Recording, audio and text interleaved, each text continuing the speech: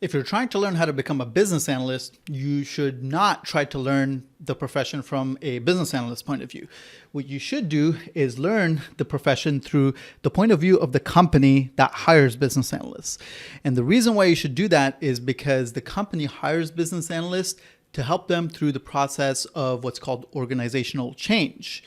Most companies, most organizations out there face a number of different pressures that keeps them constantly having to evolve themselves and reinvent themselves.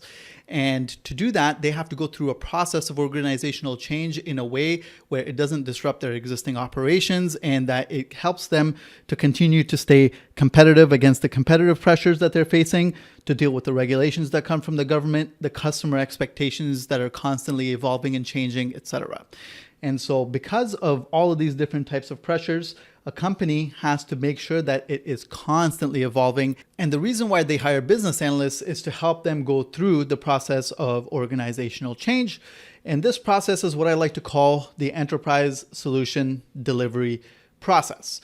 The reason why I call it that is because it is a very clear description of what it is that an organization has to do in order to enact change within themselves. That process typically sees the company having to secure some sort of funding for the projects that they need to initiate. The purpose of these projects is to deliver some sort of a solution, which is going to then change the organization in some way. So calling this the enterprise solution delivery process makes sense because that name very clearly outlines all of the major elements that are involved in the process of organizational change. And those elements are the elements that you see here.